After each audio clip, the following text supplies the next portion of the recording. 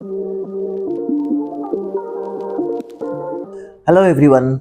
मेरा नाम डॉक्टर निखिल किशोर चिटनिस है। मैं पिछले 21 इयर्स से थाने में एज एन ऑब्स्टेट्रिशियन और गायनेकोलॉजिस्ट और फर्टिलिटी फिजिशियन प्रैक्टिस कर रहा हूँ डॉक्टर मालती चिटनिस हॉस्पिटल में, जो 1948 से स्टार्ट हुआ है। एंड वी रिसेंटली हम लोग ने 75 years of service, community service अभी ये किया है इतने सालों में। ठीक है, तो आज मैं 2-5 मिनट के लिए ऐसे एक टॉपिक पे बोलने वाला हूँ जो कॉमनली आईवीएफ को जाने वाले कपल्स के दिमाग में आता है और उनको क्या क्या चैलेंजेस होते हैं। तो उस छोटे छोटे चैलेंजेस के बारे में मैं आपको एक 5-7 पॉइंट में उसकी जानकारी देना चाहूँगा। ठीक है, सो जनरली जब भी किसी डॉक्टर के पास आईवीएफ का कपल आता है तो जनरली डॉक्टर क्या उसमें देखता है और क्या चैलेंजेस होते हैं और क्या सॉल्व करने का हम लोग कोशिश करते हैं उसके बारे में मैं बताता हूँ। सो इनिशियली पहले चैलेंजेस होते हैं मेडिकल कंडीशन। तो पेशेंट ऐसे होते हैं कि किसी किसी को सर्टन मेडिकल कंडीशंस होती है, जैसे पॉलीसिस्टिक ओवरी, आजकल सबको मालूम है, पीसीओज, एंडोमेट्रियोसिस करके एक चैलेंज होता है, या कोई हार्मोनल सिंपल हार्मोनल इम्बैलेंसेस होते हैं जिसके वजह से पेशेंट्स प्रेग्नेंट नहीं हो पाते इजीली। अंडरस्टैंड? सो उसी चीज के लिए जनरली मेडिकल मैनेजमेंट होती है, एक लाइफस्टाइल मॉडिफिकेशन होती है, और एक होती है जहाँ पे हार्मोन्स को हमको बैलेंस करना है कुछ दवा गोली इंजेक्शन के साथ से। सो ऐसे में टेलर में ट्रीटमेंट करके बराबर मेल पार्टनर और फीमेल पार्टनर को दोनों को समझा के ये मेडिकल कंडीशंस हम इजीली टैकल कर सकते हैं। सो ये एक पहला चैलेंज होता है कि मेडिकली पेशेंट कहाँ पे स्टैंड करता है ट्रीटमेंट एस्पेक्ट वाइज। दूसरा चैलेंज है कि एज रिलेटेड अपना फर्टिलिटी नीचे चला जाता है। सो जैसा औरत का एज बढ़ता जाता है उनका फर्टिलिटी पोटेंशियल घटता जाता है।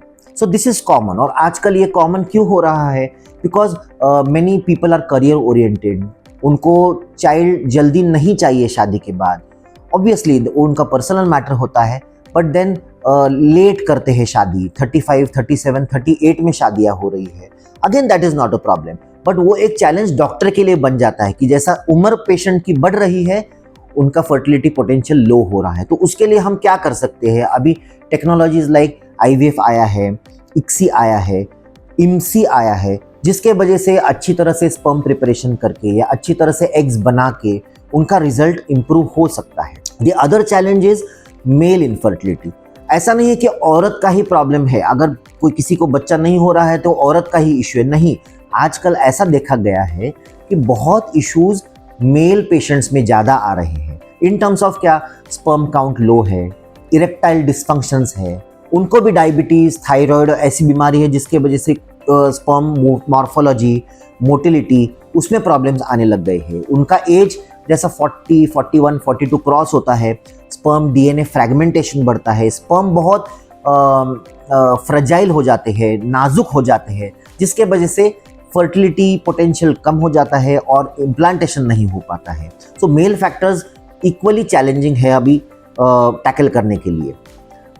Then next challenge that generally we face is emotional impact. Patients बहुत इमोशनल हो गए हैं, सोशली दे आर प्रेशराइज्ड कि बाबा ये बोल रहा है, वो बोल रहा है, तुम आपको बच्चे नहीं हो रहे हैं, दे इंट्रोवर्ट बन जाते हैं।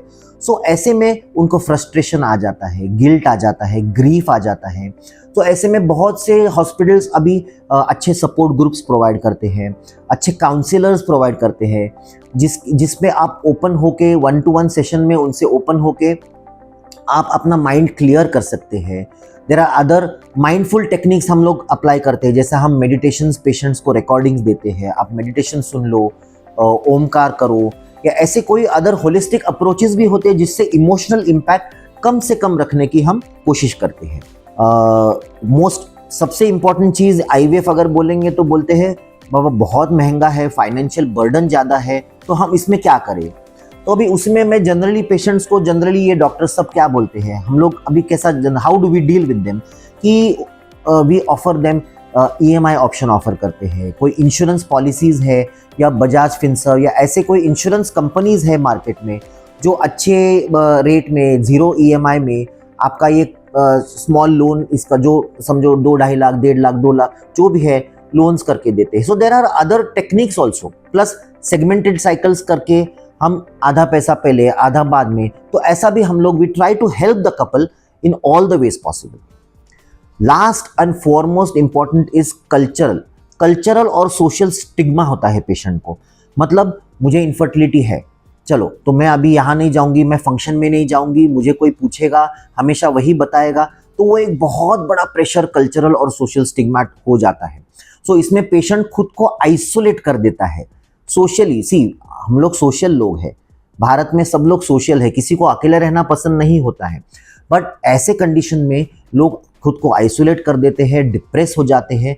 तो ऐसे पोजीशन में अगर आप अपने डॉक्टर से अपने फिजिशियन से अच्छी तरह बात कर पाओगे, तो वो आपको इस मामले में भी सपोर्ट ग्रुप्स और लाइक मैंने पिछले इसमें बताया कि काउंसलर्स और इससे बात करके क्वेश्चनर प्रिपेयर करके इजीली हम आपको वो सोशल स्टिग्मा से भी बाहर निकाल के आपका ट्रीटमेंट सक्सेस कर सकते हैं. Thank you so much.